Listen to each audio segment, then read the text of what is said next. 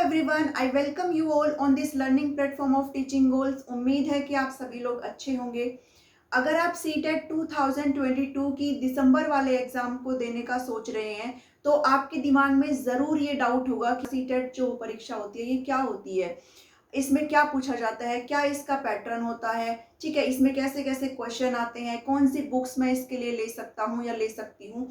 तो आज की इस वीडियो में मैं आपके सारे डाउट्स को क्लियर करूंगी कि आपको इसमें क्या करना है, इसको आपको कैसे पास करना है और कैसे पहले ही अटेम्प्ट में आप इसको क्लियर कर सकते हैं। तो चलिए वीडियो को शुरू करते हैं।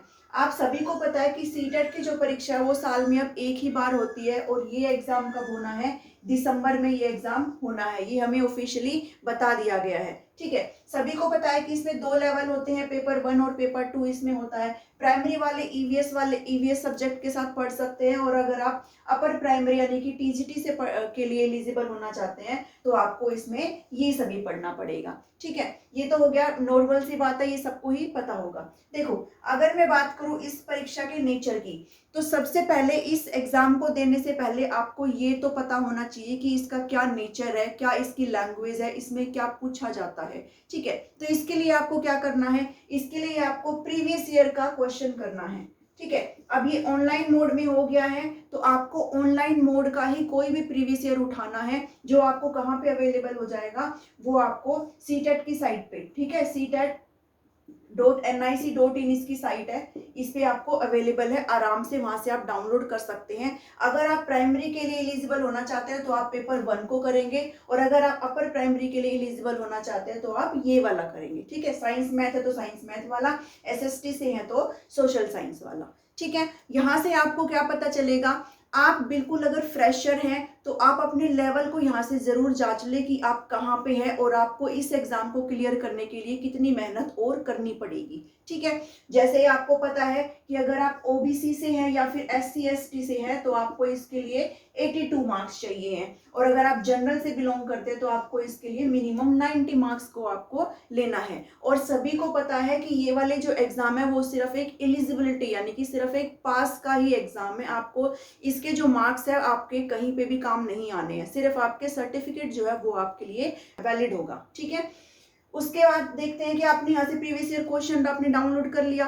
अब आप क्या करिए, उस पेपर को अच्छे से करिए और आप ये देखिए कि आप किस सब्जेक्ट में वीक हैं और किस सब्जेक्ट में आपका कमांड अच्छा है। जैसे अगर मैं पेपर 1 की बात करूं तो CDP में आपके 30 मार्क्स पूछे जाते हैं। लैंग्वेज 1 आपको सिलेक्ट करनी होती है और लैंग्वेज 2, मैथ्स इसमें आपको 30 मार्क्स का पूछा जाता है और EVS यानी कि एनवायरमेंटल स्टडीज भी आपको इसमें 30 मार्क्स की पूछी जाती है, ठीक है।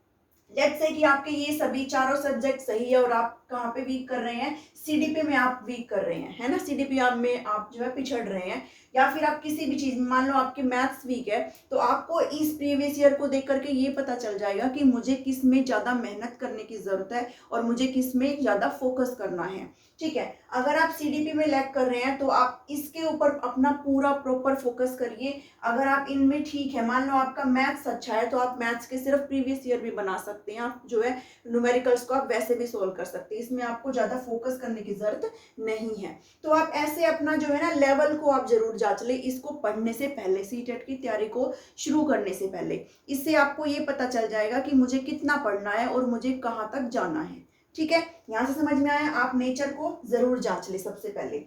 दूसरी बात है कि बुक्स, देखो सबसे पहले तो मैं आपको ये पहले भी बता चुकी हूँ कि इसके लिए आपको किसी भी बुक की लेने की जरूरत नहीं है। ये पेपर बहुत ही इजी होता है और इसको आप बिना बुक खरीदे भी आप इसको आराम से क्रैक कर सकते हैं, ठीक है। अगर फिर भी आपको मैं बताऊं तो CDP के लिए तो आप प्रॉपरली, आप अगर यूट्यूब खोलेंगे तो आप मान लो कोई टॉपिक है, जैसे मान लो असेसमेंट वाला टॉपिक है, ठीक है, आंकलन वाले कोई टॉपिक है, तो उसको आप अगर यूट्यूब पे सर्च करेंगे ना तो आपको बहुत सारे वीडियोस खुल के आएंगे। आपको जिससे भी पढ़ना हो, किसी के भी अगर आपको लैंग्वेज समझ में आ रही हो तो आप वो वीडियो ओपन करके आराम से देख सकते हैं और वहां से आप अपने प्रॉपर नोट्स बना सकते हैं जिस भी आप टॉपिक में पीछे हैं या फिर पिछड़ रहे हैं, ठीक है। तो आप सीडीपी को ऐसे तैयार कर लेना। लैंग्वेज और 1 और लैंग्वेज 2 में क्या आता है, इसमें ऐसे सिंपली कुछ भी नहीं आता है। 15 नंबर का पेडागोजी आता है और 15 नंबर का आपका अनसीन पैसेज आता है या फिर आपकी पोइट्री यहाँ से पूछी जाती है।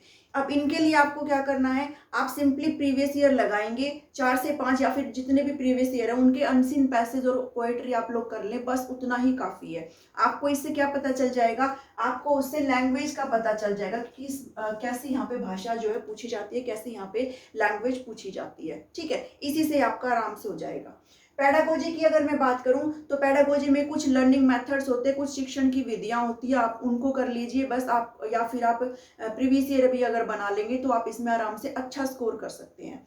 मतलब ओवरऑल अगर मैं कहूँ तो प्रीवियस ईयर तो आपको बनाने ही है कि आपको ये पता चले, क्योंकि कुछ कुछ क्वेश्चन ना रिपीट भी होते हैं, तो आपको पता चल जाएगा कि कैसे क्या क्वेश्चन पूछा जाता है। ठीक है, तो आपके जो प्रीवियस ईयर है वो तो बहुत ही ज़्यादा इंपॉर्टेंट यहाँ पे हो जाते हैं।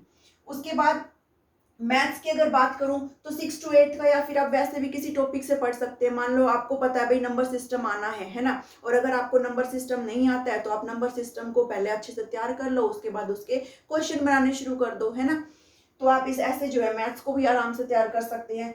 ईवीएस यहाँ पे एनसीईआरटी जो होती है ना, एनसीईआरटी किसकी, 3rd to 5th की, यहीं से ही आता है ईवीएस में, एनवायरमेंटल स्टडीज में। ठीक है, आपको क्या पढ़ना है, एनसीईआरटी पढ़ना है। सेम आपको यहाँ पे साइंस जो है ना, इसकी भी क्या पढ़नी है, एनसीईआरटी ही पढ़नी है 6 to 8 की। और एसएसटी से अगर आप दे रहे हैं तो यहाँ पे भी आपको एनसीईआरटी ही पढ़नी है 6 to 8 की। ठीक है, कहने का मतलब है कि आपको किसी भी पब्लिकेशन की या फिर कोई अगर अपनी बुक को सेल कर रहा है तो उससे कुछ भी लेने की जरूरत नहीं है, आपको 1 रुपया भी नहीं देना है और आपका ये सीटेट का पेपर पास हो जाएगा आराम से। आपको क्या पढ़ना है, एनसीईआरटी पढ़नी है। ठीक है, अगर आप साइंस से दे रहे हैं तो साइंस की, एसएसटी से दे रहे हैं तो एसएसटी की, ईवीएस से दे रहे हैं तो ईवीएस की। ठीक है, यहाँ से ये कवर हो जाएगा। या फिर अगर आप एनसीईआरटी से भी नहीं जाना चाहते हैं और अगर आपके पास टाइम कम है, अगर आप हाउस वाइफ हैं या फिर आप कोई जॉब करते हैं या करती हैं और आपके पास बिल्कुल भी टाइम नहीं है, तो मान लो साइंस में कोई टॉपिक आता है ना, मान लो इसमें टॉपिक आता है माइक्रो ऑर्गेनिज्म का और आपको ये नहीं आता है, तो सिंपली आप इसको भी टॉपिक वाइज भी आप इसको तैयार कर सकते हैं। आपको बुक्स में इतना जानने की जरूरत भी नहीं है ना, टॉपिक वाइज भी आप इसको आराम से इजिली जो है कवर कर सकते हैं। ठीक है, ऐसे ही आप एसएसटी में जा सकते हैं। उसके बाद आपको मैं बता दूं कि जो मोड होगा वो कौन सा होगा, ऑनलाइन, यानी कि कंप्यूटर बेस्ड आपका ये पेपर होने वाला है। तो मैं आपको ये सजेस्ट करूंगी, अगर आपका जो कंप्यूटर प्रोफिशिएंसी अगर बिल्कुल भी नहीं है तो थोड़ा बहुत तो आपको चलाना आना चाहिए। आप इसकी प्रैक्टिस पहले से ही करके जाएं। ऐसा नहीं है कि आप इधर उधर इतना भटक रहे हैं कि सर मेरा ये नहीं हो रहा है, मैडम मेरी ये नहीं हो रही है। आपको ये पता होना चाहिए कि मैं जिस पेपर को देने के लिए जा रही हूँ उसका आप एक तो कम से कम डेमो लेकर के देखें, है ना। हम किसी भी चीज़ को खरीदते हैं तो सबसे पहले उसका डेमो लेते हैं ना, तो आप उस एक पेपर ऐसा ऑनलाइन दे करके देखें जिसमें ये सारी चीज़ें होती हैं कि पहले आप अपनी लैंग्वेज को सिलेक्ट करें, उसके बाद वहाँ पे एक छोटा सा टिक मार्क होता है ना नीचे, जिसको हमने ऐसे टिक करना है कि हाँ मैंने सारे इंस्ट्रक्शंस को पढ़ लिया है, अब मैं रेडी हूँ इस एग्जाम को देने के लिए। तो अब मैं आपको सजेस्ट करूँगी कि आप एक डेमो तो पेपर का ज़रूर दे के देखें, कंप्यूटर वाला, ताकि आपको एग्जाम में दिक्कत ना हो, है ना, किसी भी तरह की आपको कोई हेजिटेशन वहाँ पे ना हो। आई होप कि आपको यहाँ से ये सब कुछ समझ में आया होगा कि आपको मैंने इस पे जोर दिया है कि आपको प्रीवियस ईयर क्वेश्चंस लगाने हैं, सारे ही लगाने हैं। मैं आपको बता दूं कि प्रीवियस ईयर क्वेश्चन भी अगर आप लगा लेते हैं और अगर आप इनको भी अच्छे से मान लो टॉपिक वाइज भी नहीं करते हैं ना, तो भी आप आराम से इस पेपर को क्रैक कर देंगे, इतना ये ईजी पेपर होता है। ठीक है, आई होप कि यहाँ से आपको सब कुछ क्लियर हुआ होगा, क्या बुक्स है, क्या इसको कैसे आपने पढ़ना है। साथ ही साथ मैं अपने चैनल पर भी सीटेट की तैयारी करवा रही हूँ। अगर आपको अपनी तैयारी करनी है तो आप मेरे चैनल से जुड़ सकते हैं। मैंने कंप्लीट प्लेलिस्ट भी बनाई हुई है, मैं डाल दूंगी एंड में उसको, तो आप वहाँ से जाकर के चेकआउट भी कर सकते हैं।